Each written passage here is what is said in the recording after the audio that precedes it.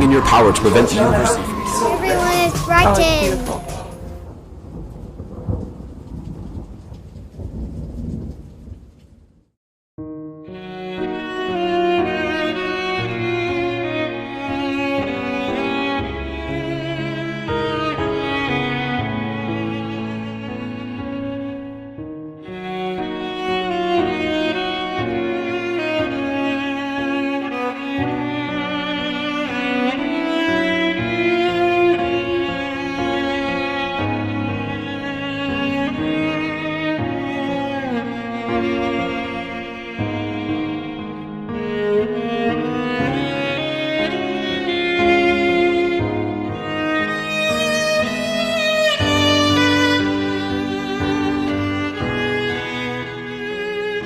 Very sad business, Georgiana.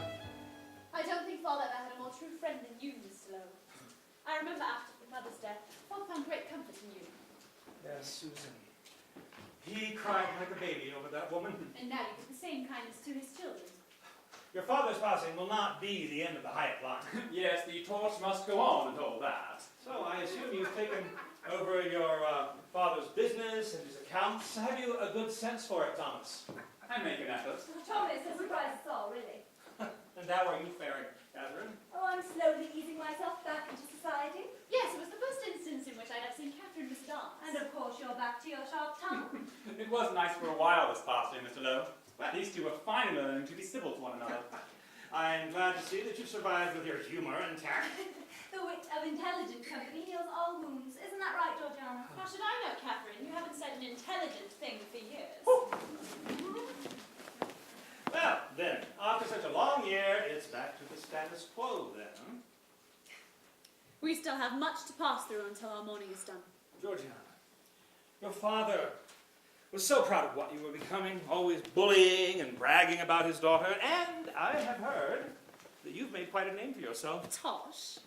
Oh, well, president of the Edenbridge Debate Society, a member of the Philosophical Council, a political advocate. You hold very prominent positions, especially for a woman. Yes, for a woman. You might as well put me in a zoo of the rare species along with the phoenixes and unicorns. I am a spectacle, nothing more, Harold.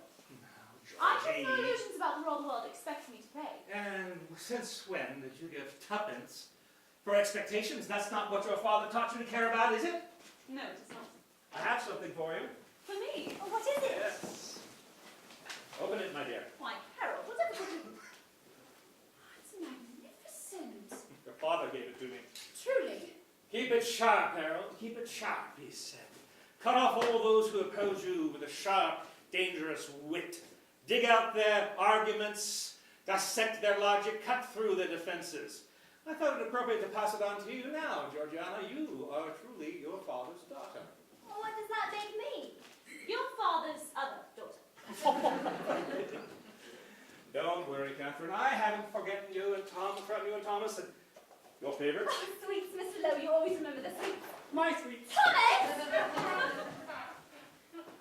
Well, I've been thinking for quite a while that I ought to give this to you. Thank you, Harold. I will stay true to the gift. Has the ache receded at all? Father taught me to be strong, impervious. Yes, He would sir. want me to keep being strong, Harold. No need to become overly sentimental. I suppose so, but you loved him. Yes, but we had a different way of showing love in my family. Well, that's true. Georgie, you will do great things. There will be those who attempt to stand in your way. But remember, you are a stronger force and a keener mind. A height. Hyatt. Yes, well, yeah, I must be going if I'm to get back to London in time. Oh, you will be coming up to your townhouse in the summer, yes? Yes, of course. Well, I expect to see you regularly. Harold, you have been truly kind. Thank you. You're welcome, my dear. Thomas, Catherine! Thank you again, Harold. Ah, Thomas. Goodbye, Mr. Lowe. Goodbye. Goodbye, Catherine. Well, farewell for now. So why do you hit the dagger? I suppose Mr. Lowe thinks the symbolism applies to me. You are not sharp enough to cut bread. It is a family heirloom. Oh, stop it, you two. May I see it, Georgiana? My, it is a rather frightening looking thing, isn't it? It's noble. Tally-ho! Oh, do be careful with that, you silly boy. You are such a sparrow, Thomas. Nice. This is nice. Picture it. Thomas the Conqueror! Does the dagger match my shoes? I think it's time to give it back, young Master Thomas. I think you forget who is the oldest here, Georgiana. Yes, but who is the wisest? Do you know, I've always considered that I could be a military man. Just think of it. Me in a war outfit. With brass buttons. Lots of brass buttons. And the other shiny things they put on you. Medals? Yes! And yellow dangly things on the shoulders. And a sword. A sharp sword to match the dagger. And a plume of feathers on my hat. All along here like this. Like the Romans used to wear on their helmets. You know, if you want a complete Roman outfit, we could always get you a leather skirt. And shiny boots. Oh. And white gloves. Oh. And Miss Jane Fields would be the perfect woman to stand beside such an noble You looking can't man. be serious. Well, I must say, the gloves would be a necessity. Not the gloves, Jane Fields. And why not? Miss Fields is a lovely woman. That hyena, she's as loud as a parrot. Does it not bother you that just 3 years ago she was a factory girl? It's vulgar. It is not. She's a sweet girl. She calls me Teddy. And the money is a definite attraction, you cannot deny that. Her father worked hard in that factory, and he worked smart. Smart, that donkey. Are you so obsessed with the animal kingdom? Such class jumping ought to be guarded against. Whatever you may think of Mr. Fields' personal manners, he is a mechanical and economic genius. He made himself indispensable there. Are you being serious? And what about me is not serious? Am I a jester, painted in medals and what about me does not appear serious? Well, father would have approved. You know he would have, Georgiana. Now, I love Papa just as much as either one of you, but I dare say he had some of the queerest ideas. Papa did not put you and Catherine in a box just for being girls. So why should you lock Jane Fields up in a box? Papa still understood propriety. Please, Georgie. I would like your approval. Oh, Why should you need my approval? You're supposed to be the head of the household now. Yes, well, what's supposed to be and what is are two very different things. I do not like Jane Fields, Thomas. Ah. Oh, fa-la-la. You're always so serious, Georgie. Let's get back to our card game. yes, I was winning. Miss Georgiana, there is a gentleman here for you. Shall I bring him in? Did he leave his name? Darrell Fredericksman. The publisher? Well, what could he possibly want with you, Georgiana? Well, why do you wish a publisher would wish to see you, Catherine? I know, to publish your autobiography, perhaps. Oh, that would be fascinating reading. Chapter 1. Our noble heroine gets up and does her hair. Chapter 2. Our estimable heroine goes to a dinner party. Chapter 3. Our majestic heroine goes into town to buy a hat. Didn't you see them at the assemblies together, Catherine?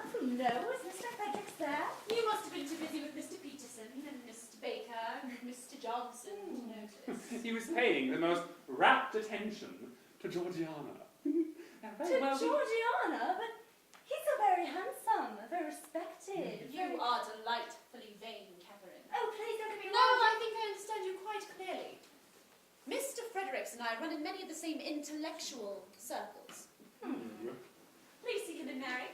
Like a cricket on a skillet, Mum. Let us see if we can crack into the motivations of a man who would woo as she drove. Oh, nonsense, Georgiana. Now, where were we? I was winning.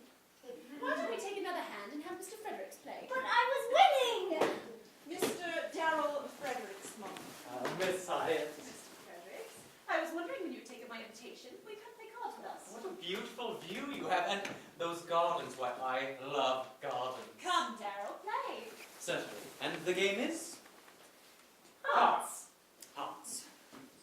I was just talking about you, Mr. Fredericks. He is quite the accomplished man, you see, Catherine. All I can claim is my humble printing company. Note how modest he is. But you are the one who certainly impresses me, Georgiana. You are a woman of nobility, a woman of gentle feeling. Truly, and my beauty. Why, that of a Greek goddess. A Greek goddess. A Greek goddess, Catherine. Did you hear that? A Greek goddess. Artemis, perhaps, the chaste huntress, or Athena, the goddess of wisdom. Aphrodite, the goddess of beauty. You are a detestable liar. Georgiana, sometimes I think you're as stupid as a slob. Pardon me, Miss You're Iles. hardly one of these simple women you are accustomed to luring in, Mr. Fredericks. You are as transparent as water. I've no idea what you mean. Do you deny that you go from wealthy women to wealthy women, trying on each of their estates for size? Georgiana, your manners are enough to repel an elephant.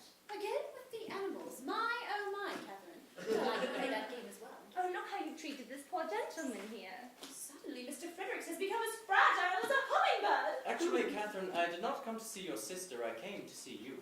Ah, I was, As deceptive as a chameleon. I was hoping that through Georgiana I would meet the fair Catherine of whom I've heard so much. As cunning as a fox. Since Georgiana and I are well acquainted, I was hoping that through our friendship she would introduce me to you. you came to see me. You must be the most simple woman alive, Catherine. Someone ought to take the blades out of your mouth. And someone ought to take the champagne out of your brain. Now come to reason. You resent the fact that when I'm happily married, you'll be an old spinster forever. If you are going to marry the likes of Darrell Fredericks, I doubt you will ever be happy. Married? I am sure Darrell will make a fine husband. Husband? Really, Georgiana? Will Mr. Fredericks? Really, Oh, ladies, we're having a Most nice... men seem to build up this fluttering bird of a creature, this docile, brainless thing, like this girl here. Oh. If men desire such a tender beast, I do not find men worth having. On behalf of my gender, I'm flattered. Now, Darrell, I'm not as mean-spirited as I seem. I just like a nice battle. For me, it is a sign of affection. By the way, I win. No, I don't think I'm very good at these games of chance. What? Love isn't a game of chance? Perhaps I should leave you to enjoy yourselves. Oh, do not feel compelled to leave on account of my sister, Darrell. Yes, I enjoy a good farce. Come, I want to show you the new furnishings in the ballroom. Then you will see the gardens up close. I do not think your sister would like me to. But I would like you to. Well then. Let's all go together. As a group, you know what? Delighted, thrilled, ecstatic. Behave yourself. I cannot help it if Catherine doesn't know when she's being insulted. Oh, she knows when she's being insulted. She just doesn't know how she's being insulted. What would I do without you, Thomas? With Catherine as your sole company, diet boredom, I suppose. My, but we're in the mire with visitors today, sir. As stuffed as a duck on Christmas, you might say. It sounds like they're in the ballroom. Don't you recognize me, Mary? Should I? What did you say your name was again, sir? Stephen Lockhart? Lockhart. Rather like this when I was younger. Oh, little Stevie Lockhart from Edenbridge School. I was wondering when you would catch on. My, you've grown taller, sir, and filled out nicely. Nicely indeed. Oh, those were dramatic times in this household, sir. I remember. You should have heard the kind of things being bandied about when Georgiana and Catherine were allowed to enroll. Only girls that were allowed, do you remember? Oh, it made quite the fuss. Mr. Hyatt and the schoolmaster, they called it their great experiment. Well, the women's revolution didn't last long, did it? Georgiana and Catherine are still the only females to have ever graduated from Edenbridge School. Couldn't have all the boys' parents pulling them out, now could they? Not that the boys minded, did they, sir? Can't say that we did. But it was more than that, wasn't it? Those two used to come home crying from the teasing they would get. Strange. I can't imagine Georgiana ever crying. She always had such a strong face. She took it so bravely. Oh, she's got plenty of pluck, sir. She may rub some the wrong way, but she's got plenty of pluck. It's strange being back here. Edenbridge. This lovely piece of paradise. Childhood memories run deep, don't they, sir? Well, I'm glad to see that you're still as free with the guests as you've always been, Mary. Oh, the Hyatts never were very strict with me about that sort of thing. They all followed old Mr. Hyatt's ideas that way, God rest his soul. I recognize that I'm given more freedoms than most servants would ever dare to. Why do you persist in pursuing my company? Because Catherine and Thomas cannot keep up with my quick legs, and so I wish to amuse my time with you. How did you say it before? Yes, I enjoy a good farce. The venom of your mouth would certainly cause the death of any one if your lips were not so small and petite. If you knew what else I had done with these lips, you'd be jealous. Hardly. The dim-witted damsels that you caught are nothing more than moving bright pieces of porcelain with cotton in their heads. Mind you do sprint when you argue, don't you? Oh. Mary, who's this? Prepare yourself, Mum. This is Mr. Stephen Lockhart. Stephen? Can it be? I'm afraid it is, Georgiana. Thomas, Catherine, it's Stephen! I didn't Sorry. bring this! Miles from here! How's the opinions we're doing? Please, one at a time, one at a time. I didn't die, you know. It is good to see you, Stephen. You are a regular prodigal. My, oh my, it is Stephen. Why, I did not even recognize you. You're quite different now. Well, I am taller. You did much more than grow taller. And aren't you that little girl who would make fun of her older sister's awkward friend? Oh, I would hope you considered I'd grown out of that peevish phase. I wouldn't. I'm much more adorable the last time you saw me, am I not? This is Mr. Darrell Fredericks. Mr. Stephen Lockhart. It is a pleasure, sir. I'm sure it is. You are an absolute ray of sunshine in the dark times, Stephen. Yes, I just heard about your father's death last year. That is part of the reason why I thought I would come, to express my deepest and sincere condolences. You are a burst of sunshine, Stephen. Yes, you're an absolute beacon, Stephen. Catherine, Mr. Fredericks has come to see you, and Stephen has come to see me, so Oh, I really, suggest Georgie, that you take Thomas out to the gardens, and I can show you around, really. Actually, I agree with your Oh, sister. just come.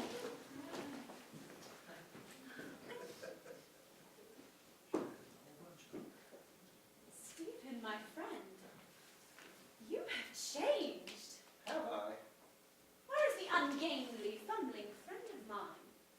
Where is his tousled hair and his freckles? Where is my awkward little rich boy? And you, Georgiana? Well, I'm hearing all sorts of rumors. It's rot. Do not believe a word of it. But I do believe it.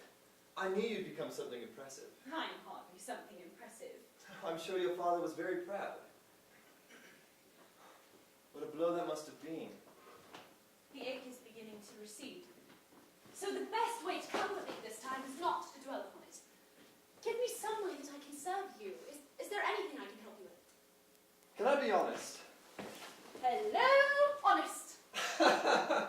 I'll be frank then. Hello, Frank. Our childhood games I've nearly forgotten. I hadn't. I must admit that I had planned this trip before I heard about your father. I heard you could help me. In what way? Well, do you remember my ambitions to be a writer? Yes, I thought they were foolish notions at the time. Well, I've finished something decent, Georgiana. I dare say it's rather good. A periodical. What is it about? Honor, terror, oppression, revenge. Amusing. You must let me read it. Well, I hear you've become a very influential person. They say that you go into your home into the city quite often. You're not far from London here, and they say that you know people, and that people know you. People like publishers? Oh. I'm sure I can find someone to take a look at it. Truly. Publishers. I know quite a few. But which would be best suited? There's Darrell. Is he a publisher? Yes, but on second thought, he's not a good suggestion. I know. Our family knows a fine editor named Harold Lowe. He was a dear friend of my father's. If you'd been here earlier, he came by. Oh, truly. Stephen, I think I know how I want to do this. Why shouldn't we make a fine time of this? What do you mean, Georgiana? Do you dance better than you used to? Well, I always danced well. I danced remarkably for someone my age. Of course I dance better than I used to, Georgiana. Good. Because Harold's family loves parties, balls, assemblies and the like. If I were toast on here and begged his presence, I know he would come. Well, that is a wonderful idea. I knew I could count on your sharp mind. You always impressed me. Did I? Well, yes, there was no one at that school we went to, boy or girl, as intelligent as you. There was no one as witty as you.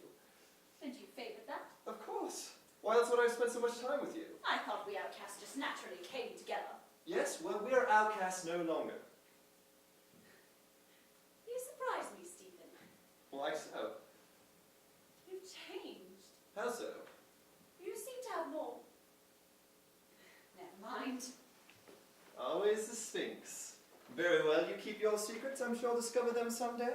I assure you, it would be quite the remarkable man to discover the secrets I hold. And you don't think I'm up to the challenge? Perhaps you are. Yes, well, Miss Edith will have to solve your riddles another day then, for I'm afraid I have to leave you early. So soon? Yes, I have some business I need to attend to in town. But I'll be back later today and I'll have manuscript in hand, and then we can talk like we used to. I'll find Mary to see me out. Don't bother, she's right behind the door. Aren't you, Mary? Just polishing the silver. Mary loves a good bit of gossip. She has an ear that is shaped well for keyholes. As innocent as a lamb in the butter, Mum. I don't think I understand your analogy, Mary. Oh, there is a kind of wisdom that comes with age, sir, that nobody else seems to quite understand. I see. Thank you again, friend. Until this evening, then. Goodbye, dear friend.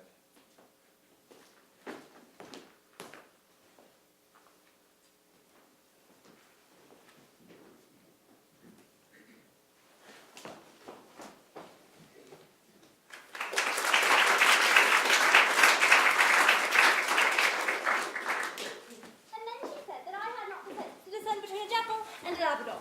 And then she said the Labrador would have more intelligence than I do. Ah, am I not so cruelly mistreated? A regular martyr, my dear. Oh, she and Thomas are as thick as thieves. They've always been like that.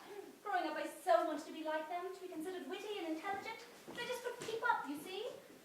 Oh, you know what she said. She No, blinked. no, But I... No, really, enough talking. But I So, dear, you are done. Well, Catherine, you look exceptionally taking today. Truly. Why, thank you. I had this tailored specially. Really, Yes. fits you well. Oh, well, thank you. So flattered, darling. Oh, thank you. Truly, truly, thank you. Oh, Mary. Shall I serve tea, Mum? Thank you, Mary. Would Mr. Fredericks like to continue to be a burden and join you? That won't be necessary. As you wish, sir. Anything you wish.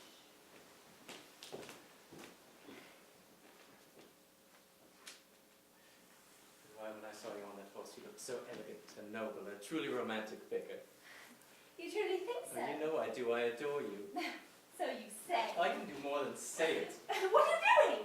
I was trying to kiss you. I am not cheap, Mr. Frederick. Oh, it's Mr. Fredericks now, isn't it? Yes, and it will continue to be so until you remember that you're with a lady. I am a woman of high society. You are made of the same metal as I am, Catherine. Your marionettes and shadow shows do not fool me. You put on the proper face, which is good. Can't have anyone suspecting now, can we? I am in earnest, Mr. Fredericks. But do not pretend with me. I have seen your unblushed looks and concealed thoughts. I attract you, but certainly not because of my virtue. No use. Mum, Geoffrey has finished stripping down the horses. Is there anything else you wish him to do with them? That's all right. May I put them in the stables? Fine. If you need me, I will be as accessible as a cat looking for a rat. That will be Mary. That maid of yours is quite the snoop, isn't she? Mary? She's harmless. I suppose I shall see you in a couple of days when I call by again. Oh, wait. I'm all torn up. I'm not sure I want you to go. Catherine, I consider myself a progressive man. I refuse to be tied down to artificial moralities. You think they're artificial? They are. But you are the dearest of women to me.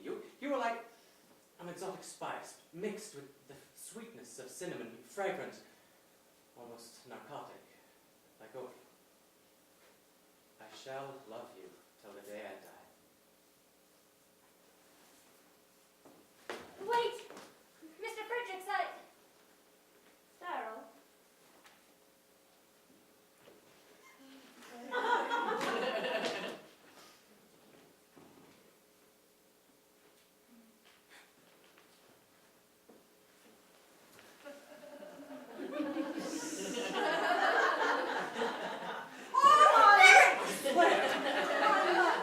Sorry to interrupt at all. It is most important. Yes, I'm sure it is. What is it, Mary? What is it? I can't tell you in the presence is a very delicate family matter. Very well. Goodbye, dear Catherine. Bye.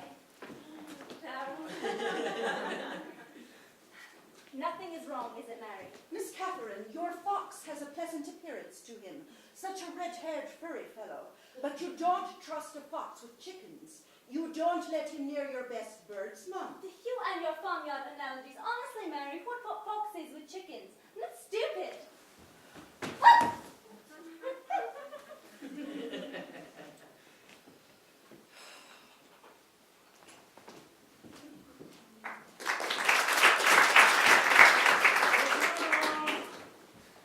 Georgiana! Georgiana!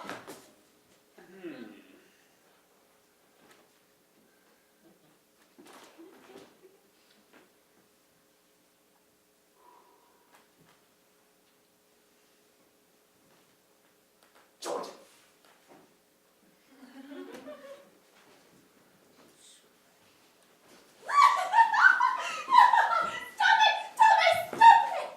Has some gypsy had you under a trance?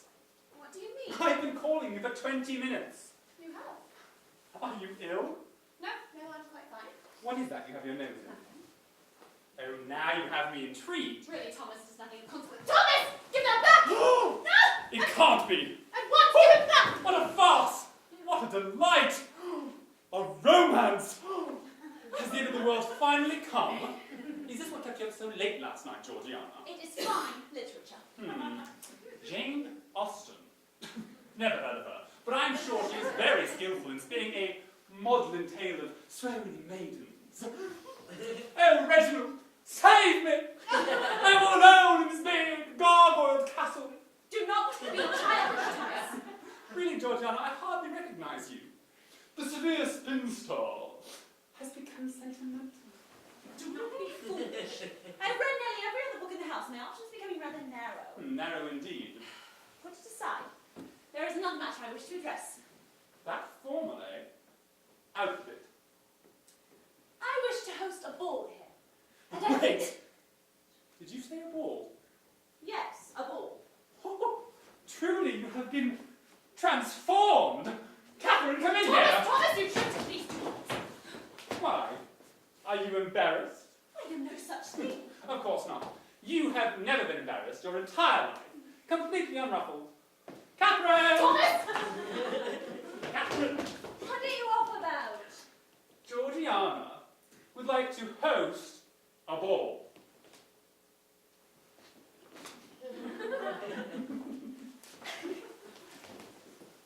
Thomas, I fear our sister has been kidnapped and replaced with a charming twin.